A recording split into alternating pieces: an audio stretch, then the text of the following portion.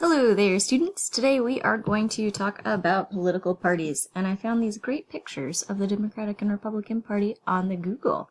I'm very proud of them.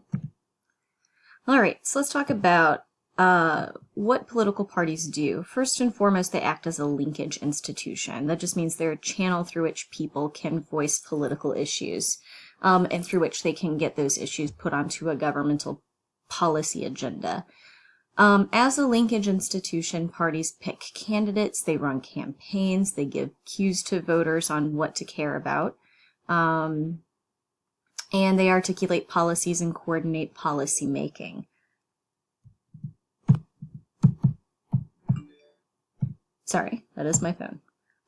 You can think of parties as acting in three parts.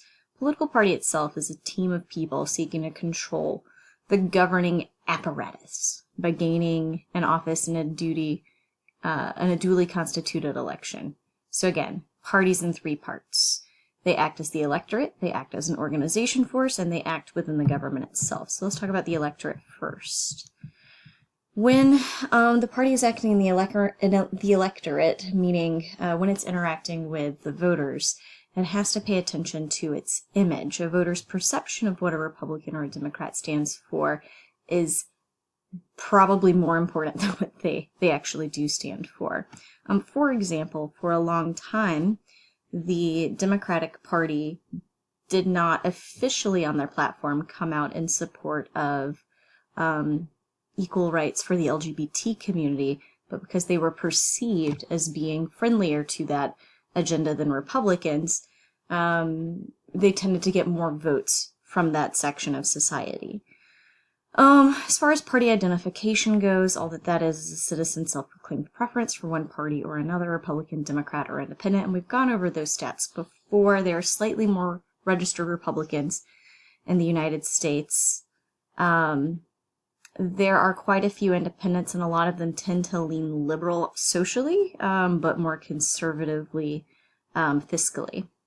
Ticket splitting, we've also gone over in class. That's voting with for different parties, depending on what the office is that you're voting for. The opposite of that is straight ticket voting, which doesn't exist on our ballots in North Carolina anymore, but does exist on other ballots. Independent voters are much more likely to do split ticket voting than any other political organization, but that kind of makes sense, right?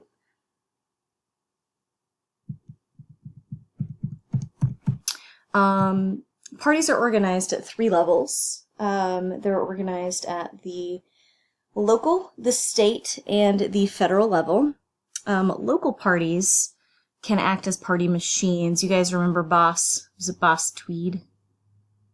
In American history, who was a political boss who basically helped people get elected and ran things kind of mafia style in New York City in the late early 1900s. A party machine is a type of political party organization that relies very heavily on material inducements to win votes and to govern. So again, it's something that is now illegal, but was used very heavily at the turn of the century, relying on bribes and almost mafia-like tactics. Patronage is getting a job or promotion or contract for political reasons rather than merit.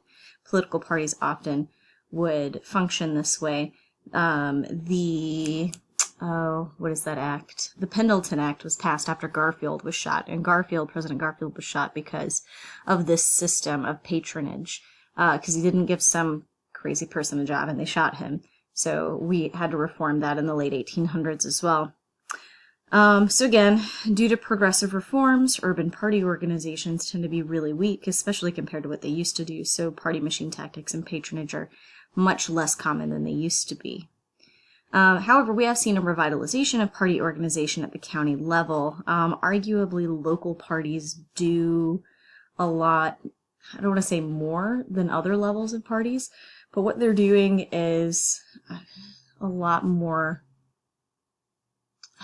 beneficial to elections. They organize voters, do get out the vote, ensure that certain issues are on local people's minds as opposed to others. And then, of course, there's the state level of organization, and each state has their own party system. Each state decides how they do primaries and caucuses.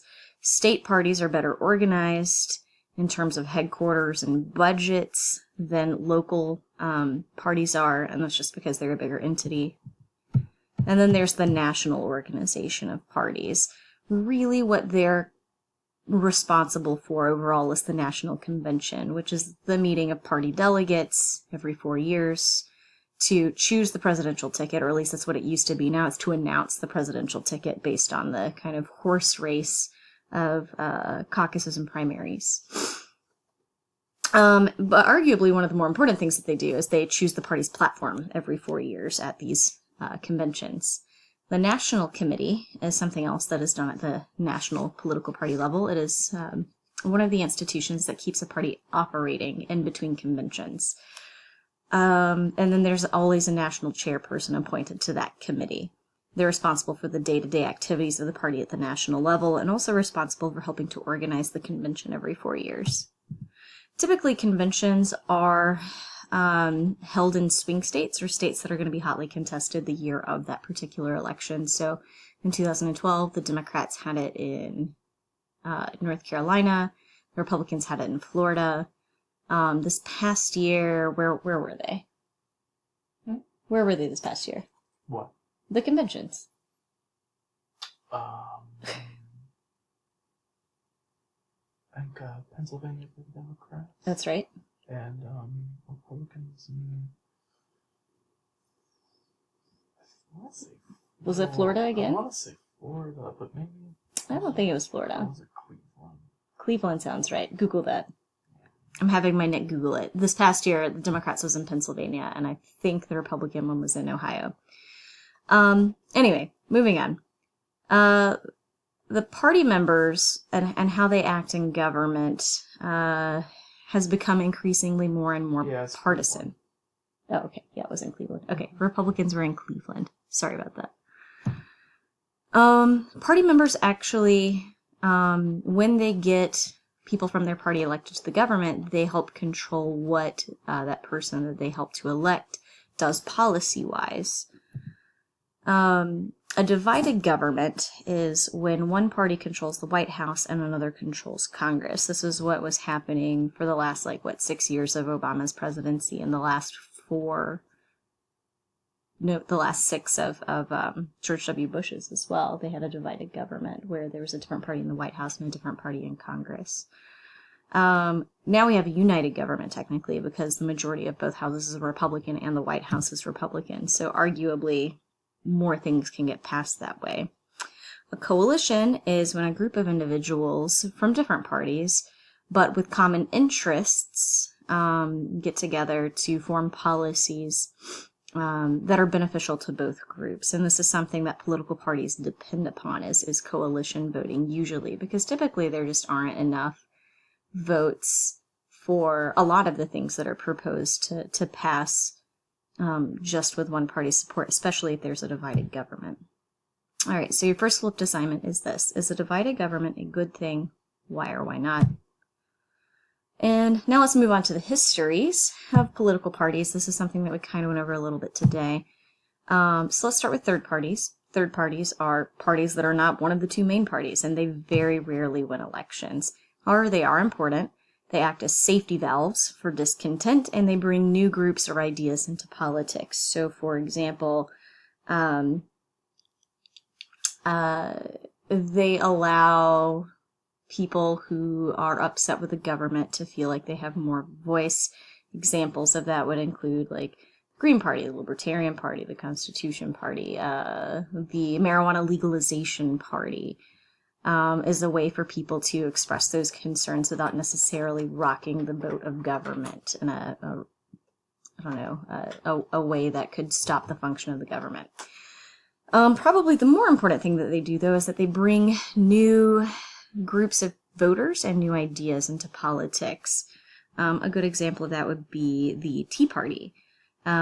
Bringing in kind of a more conservative group of people to the Republican Party.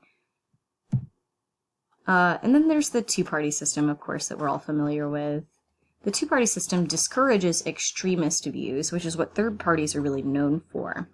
And they contribute to general political ambiguity. The two parties, the Democrats and the Republicans, are called big tent parties because they tend to make their platform broad enough and kind of generic enough that lots of people from lots of different backgrounds can get behind what they propose. And then third parties are the places that you would turn to when you feel like the issues that the two parties are dealing with aren't things that you would necessarily support. And in class, we'll be studying individual third parties and discussing them. Okay, so a party era, that's a historical period in which a majority of votes cling to the party in power. A critical election is an election earthquake, where new issues and new coalitions emerge. It's kind of like a realigning election. And then the party realignment is the displacement of the majority party by a minority party, usually during a critical election. So we've gone over party de-alignment. That's when people start leaving the major parties. And party realignment is when the party reforms itself, usually because a minority party has come in and kind of displaced them. I feel like we kind of saw a party realignment with the Republicans over the past 6 to 8 years.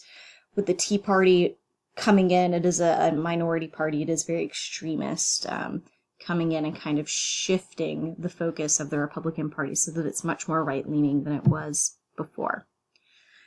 Okay, so your last flipped assignment for this lecture is to research these 5, the first party era, the Federalists and the Democratic Republicans, and then Jackson and the Democrats versus the Whigs, the 2 Republican eras, the 1860s and then later with the Gilded Age, the New Deal coalition, and then the era of divided party government that we are currently in.